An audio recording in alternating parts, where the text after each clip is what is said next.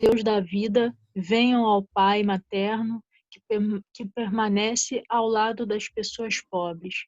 Venham ao Filho fraterno, que luta com as que buscam a liberdade. Venham à Ruá divina, Espírito Santo de amor que capacita a todas as que promovem a justiça. Glória e louvor à Santa Trindade, e que renova restaura as nossas forças e forças renova a sua renova a igreja. sua igreja.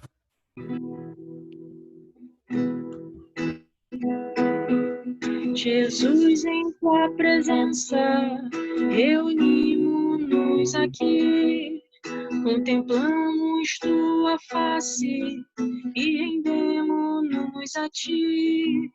Pois um dia tua morte trouxe vida a todos nós e nos deu completo acesso ao coração do Pai.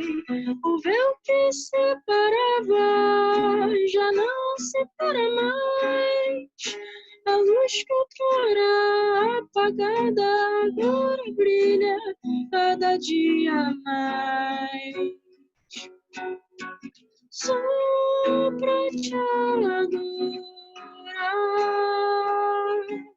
e fazer teu nome grande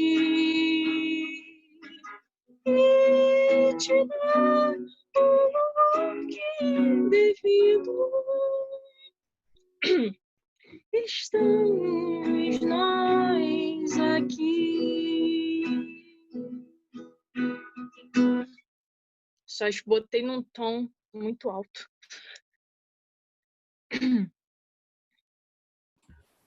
Foi maravilhoso, Rebeca. Show, valeu.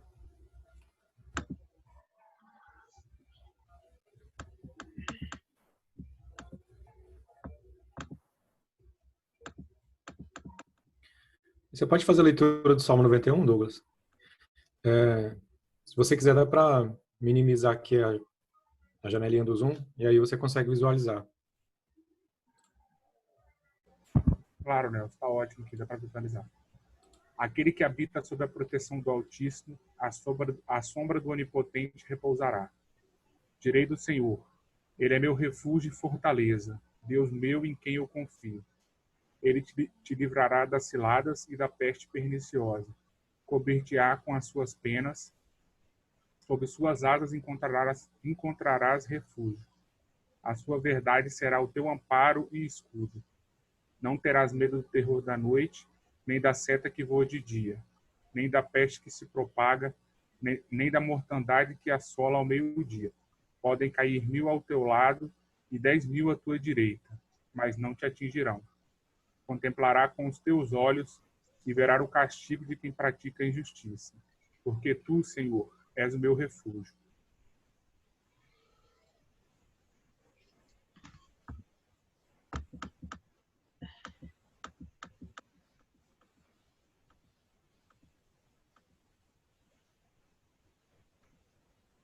Fizeste no Altíssimo a tua habitação. Nenhum mal te sucederá, nem praga alguma se acercará da tua tenda. Porque de ti encarregará ele seus anjos para te guardarem em todos os teus caminhos. Eles te sustentarão em suas mãos, para que não tropeces em alguma pedra. Pisarás o leão e a cobra, calcarás aos pés o filho do leão e a serpente. Pois a quem me consagrou o seu amor, eu libertarei. Vou lhe dar salvação, porque conheceu o meu nome. Clamará por mim e eu lhe responderei. Estarei junto quando viva a angústia. Encontre a libertação e lhe glorificarei. Eu lhe darei a satisfação de uma longa vida e lhe mostrarei minha salvação. Glória ao Pai, ao Filho e ao Espírito Santo, como era no princípio, é agora e será sempre, por todos os séculos. Amém. Você pode fazer a leitura, Morano, do Evangelho? Tudo bem. Santo Evangelho de Nosso Senhor Jesus Cristo, conforme Mateus, capítulo 6, 25 a 34. Portanto, eu lhes digo, não se preocupem com as suas próprias vidas, quanto ao que comer ou beber, nem com seus próprios corpos, quanto ao que vestir. Não é a vida mais importante do que a comida, e o corpo mais importante do que a roupa? Observem as aves do céu. Não semeiam, nem colhem, nem armazenam em celeiros. Contudo, o Pai Celestial as alimenta. Não têm vocês muito mais valor do que elas?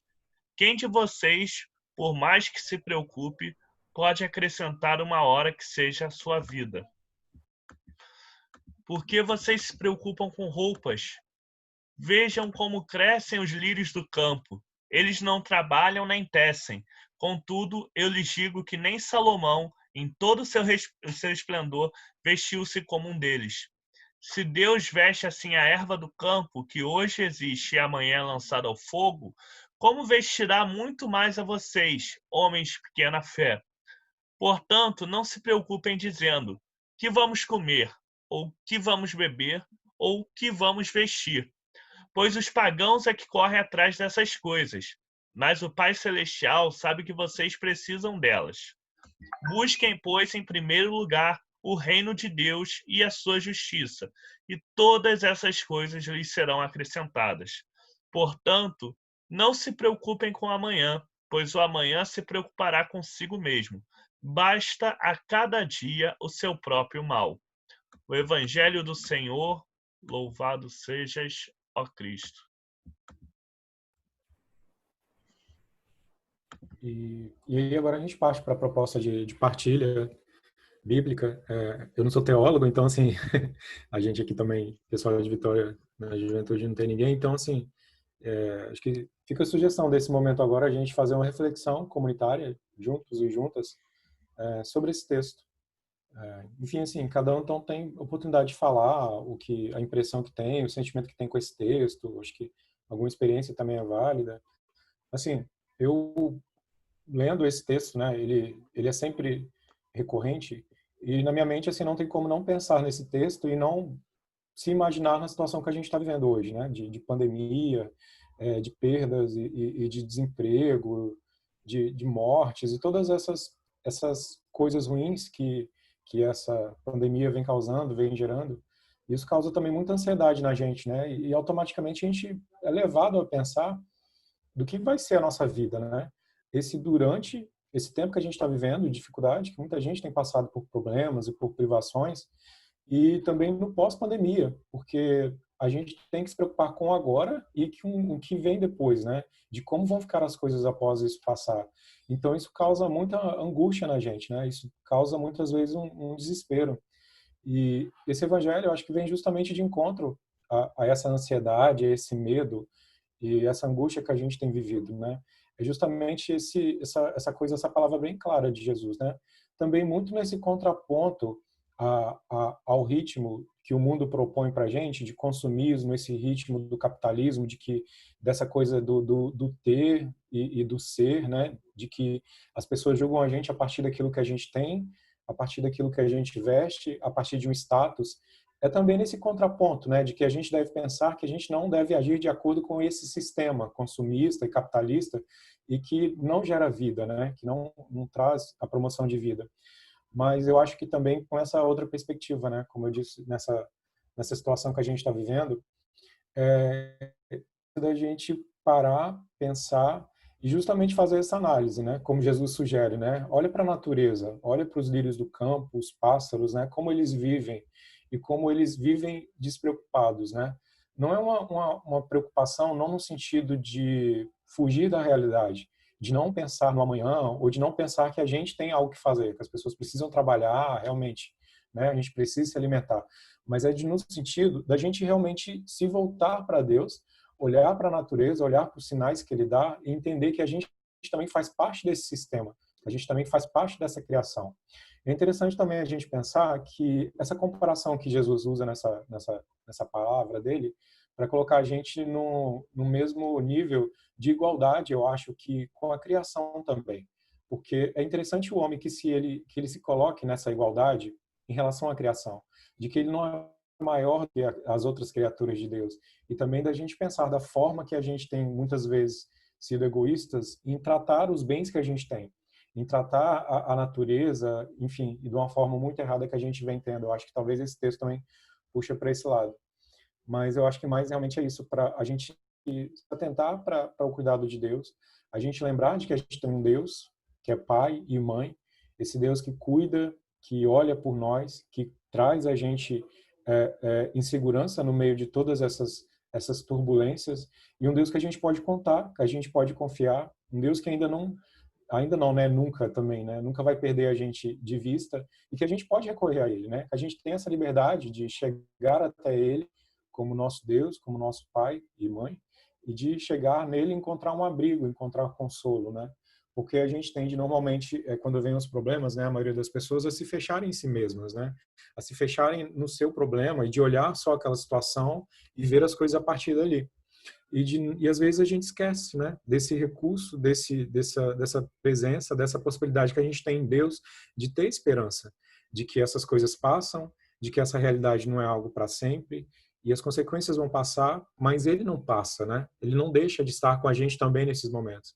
Então, assim, eu acho que nesse momento essa passagem do Evangelho é algo bem importante, é algo que conforta bastante também o coração da gente se voltar para a fé, da gente se voltar para dentro da gente mesmo, mas também ao mesmo tempo da gente olhar ao redor da a nossa natureza, né, aquilo que cerca a gente, e ver que Deus tem cuidado da natureza, que Deus tem cuidado das outras criaturas e que Ele cuida também da gente da mesma forma. Que esse amor que Ele tem na criação é um amor que cria, que gera, é um amor também que tem o cuidado, é um amor que não abandona, né, nos processos que a gente vem tendo na vida. Então, é justamente, eu acho que talvez isso que Jesus fala um pouco para a gente, e isso também reflete na nossa vida, né? Justamente esse cuidado que Deus tem com a gente, né? Esse cuidado que Jesus tem com a gente, né? Nesse tempo que a gente tem vivido, principalmente. E aí, quem quiser também comentar, quiser partilhar alguma coisa, quiser complementar também, pode ficar à vontade.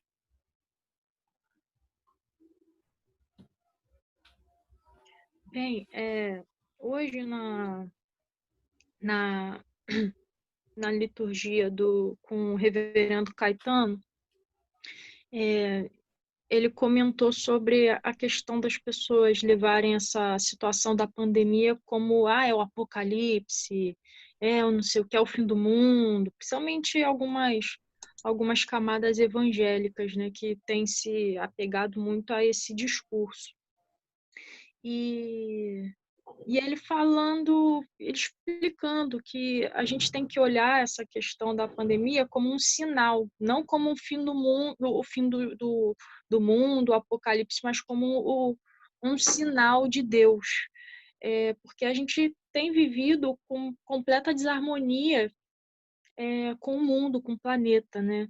É uma coisa que eu tenho pensado bastante, que a gente se tira como a gente pensa que a obra de Deus é uma coisa muito à parte. O planeta é uma obra de Deus e a gente é outra obra como se fosse superior, mas a gente é um organismo só e que funciona né? E a gente está e cada dia mais, talvez a gente sofra mais com pandemias, com problemas ambientais.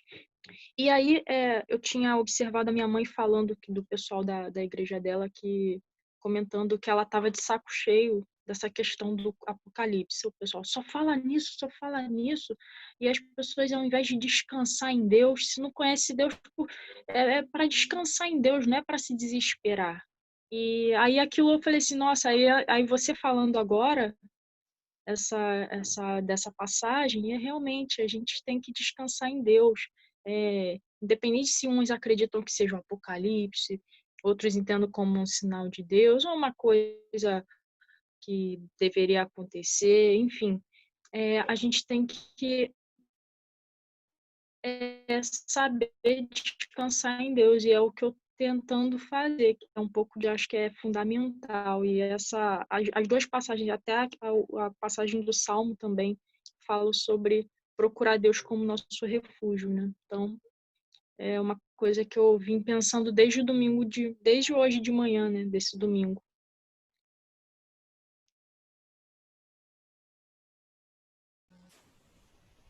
É até curioso isso que a Rebeca acabou de falar, porque eu vi um meme esses dias aquele memezinho do Drake, daquele rapper, que um é ele gostando da coisa, a outra é ele não gostando da coisa. Aí o meme dizia assim, assim, aceitar que nós causamos um desequilíbrio ambiental. Aí ele não tá gostando. Aí falar que é o apocalipse de Deus castigando a gente. Aí, tipo assim, tá gostando do rolê. Mas eu acho que, além disso, assim, essa passagem, ela também é muito cara para mim, assim, porque vem um tema que eu acho que é muito atual, assim, que é o tema da idolatria, né? Eu acho que até o verso anterior ao início, que dá o tom, né, para essa passagem posterior, ele fala isso de maneira bem claramente, né? Não poder servir a dois senhores. Aí ele opõe Deus e o dinheiro como Deus. E é um pouco isso que a gente tem feito, né? E a perícope e o texto posterior a o verso 25, ele vai exatamente, Jesus parece estar exatamente desinvertendo várias inversões que se faz, né? Tipo assim, não, eu dou preferência para a roupa ao invés do corpo, eu dou preferência enfim, fazendo um processo de desinversão ali. Eu acho que, tipo assim, é sempre importante a gente ter isso guardado com a gente, né? Porque em vários momentos da vida a gente se pega invertendo, colocando a vida como segundo momento, né? Em vez de estar no primeiro. Eu acho que a própria pandemia diz um pouco isso, né? Como que os governos têm se comportado com relação à pandemia. Nenhum governo seguiu a risca, pelo menos que eu tenho ciência, nenhum governo estadual seguiu a risca as recomendações sanitárias e médicas, porque de alguma forma submeteram a vida ao lucro. Então, por pressão do comércio, etc., colocou o lucro em primeiro lugar. Assim, ou o máximo que fizeram foi isolar uma das várias variáveis que deveria ser consideradas. Eu falei assim, não, uma taxa só caiu, enquanto deveria ter sido considerado umas 3, 4 taxas para poder, de fato, fazer o relaxamento das medidas, e abriram. Então, essas inversões, elas estão o tempo inteiro acontecendo na nossa vida, né?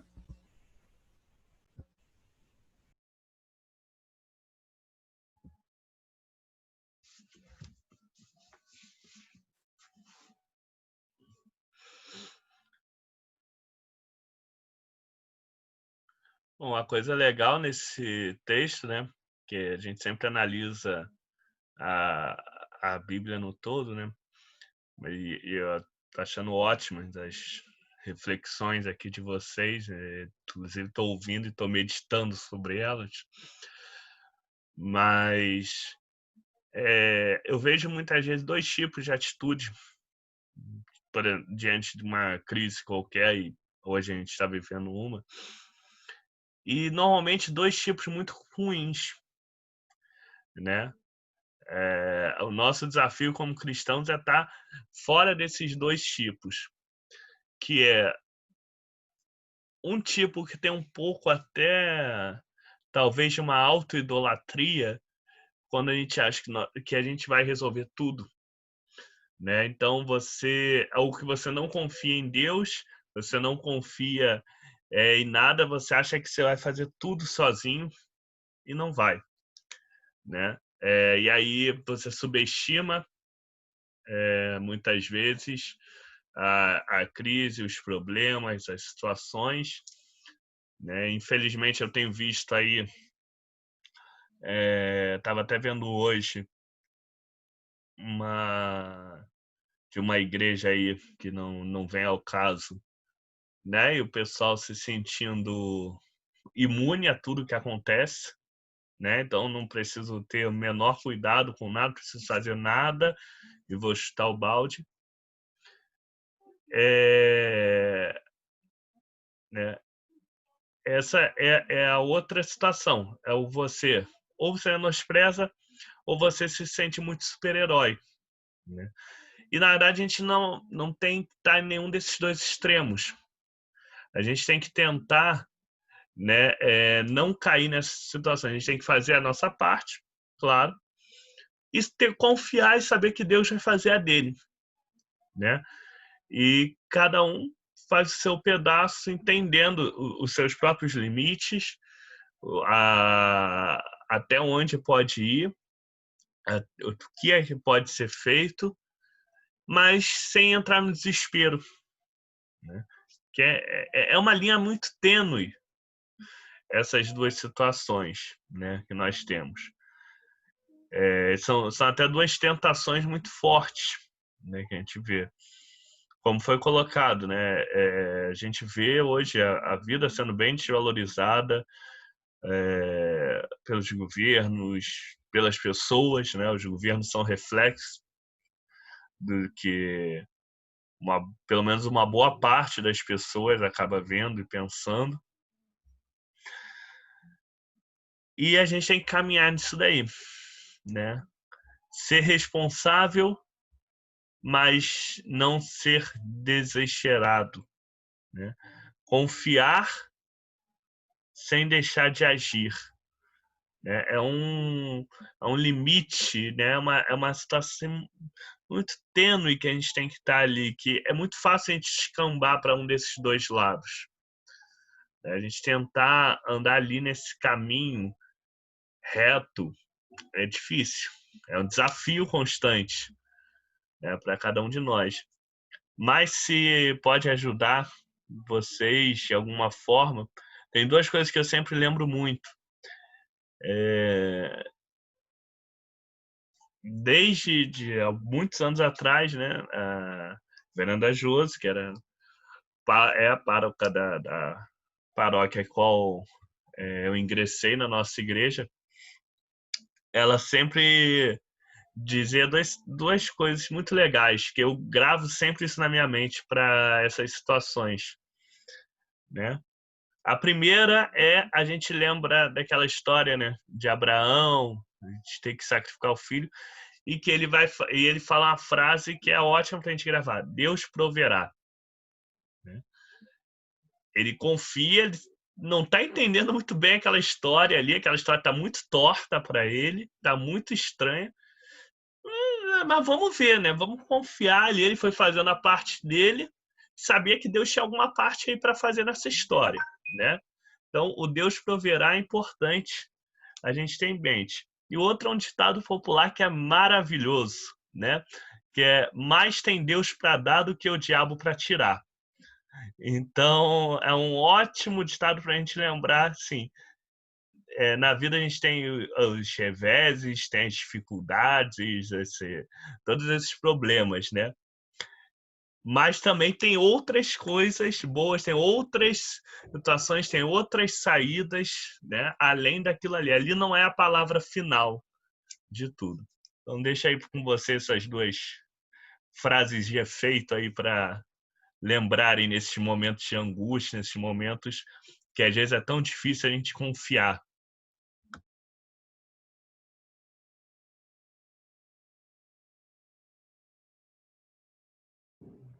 Quando apareceu o texto na tela aqui,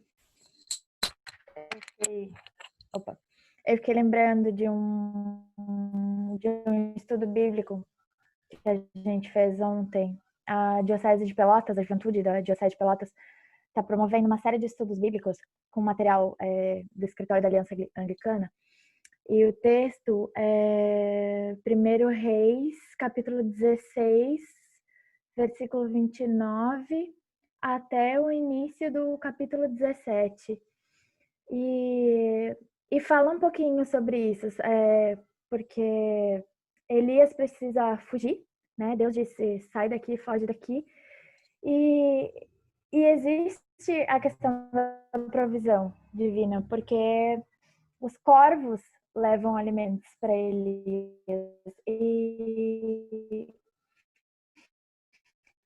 E na partilha, uma das jovens, ela ressaltou a questão de assim, e essas pessoas que, como agora o reverendo falando, estava lembrando, né?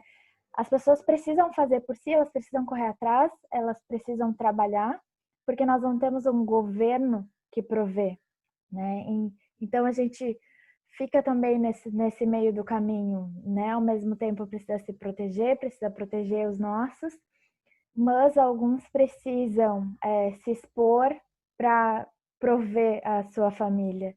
E essa questão da confiança, quando a gente traz para o plano da sociedade brasileira, a gente está sem quem confiar, né? Então, acho que a gente está tendo talvez um pouco de dificuldade de aplicar, porque na prática a gente não tem uma figura de confiança e que proveja quando a gente precisa. Então, talvez a gente se coloque nessa posição que o Moroni estava falando, assim, do extremo, né? Não pode simplesmente cruzar os braços, né? Precisa agir. E acho que isso dá o que pensar. Assim, todo esse estudo, esse segundo módulo do estudo, ele é voltado para a questão do isolamento. Até posso passar aqui depois para vocês que vão ter vários outros. Mas assim que eu vi, eu fiquei pensando nisso e como está sendo bom a igreja falar sobre isso. Porque cada um está sendo afetado de uma forma diferente, né? E é incrível como perceber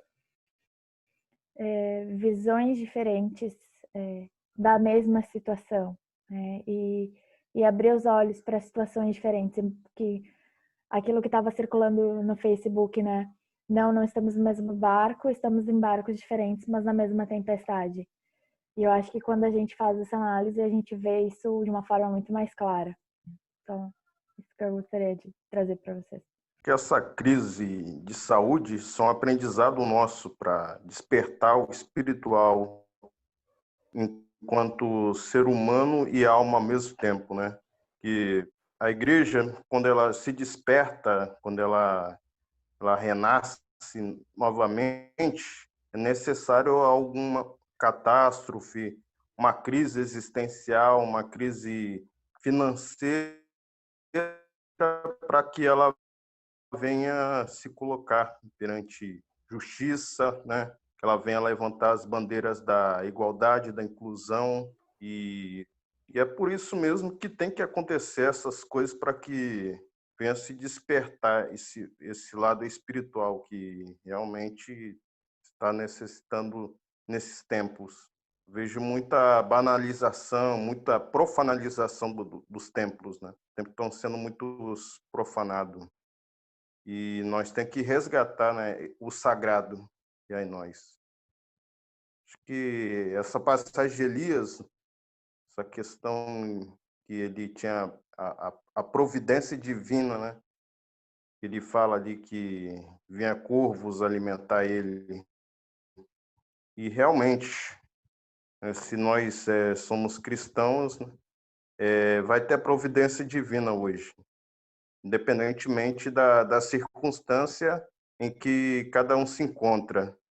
Às vezes a pessoa está numa crise que ela pensa consigo mesmo que não há como se reverter, mas na providência divina, né, que é um outro esquema, uma outra forma de pensamento, né, vai haver essa providência divina. Né?